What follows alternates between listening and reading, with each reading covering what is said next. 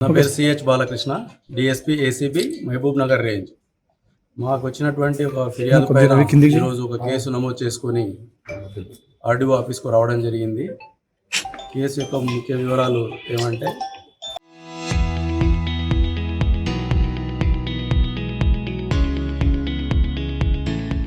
ఫిర్యాదుదారుని యొక్క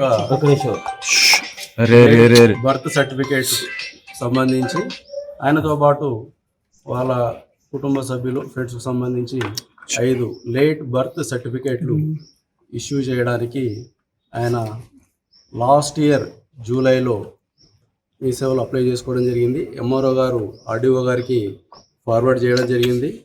అప్పటి నుంచి ఇప్పటి వరకు కూడా ఆర్డీఓ ఆఫీస్లో అటు బర్త్ సర్టిఫికేట్ ఇష్యూ చేయకుండా అట్లనే పెండింగ్ పెట్టి ఉన్నాడు. చాలాసార్లు కలిసి విన్నవించుకోవడం జరిగింది. తర్వాత ఒక్కో సర్టిఫికేట్కు 7,500 రూపాయలు డిమాండ్ చేయడం జరిగింది. లాస్ట్కు ఒక్కో సర్టిఫికేట్ ఇష్యూ చేయడానికి 5,000, 5 సర్టిఫికేట్లకు 25,000 ఇస్తే చేసేస్తానని చెప్పడం జరిగింది. అట్టి సందర్భంలో ఈరోజు 25,000 రెడ్ హ్యాండెడ్గా తీసుకుంటూ ఆర్డీఓ నారాయణపేట్ శ్రీ పి రామచందర్ గారు పట్టుబడడం జరిగింది. ఆయనను అదుపులోకి తీసుకొని విచారించడం జరుగుతుంది.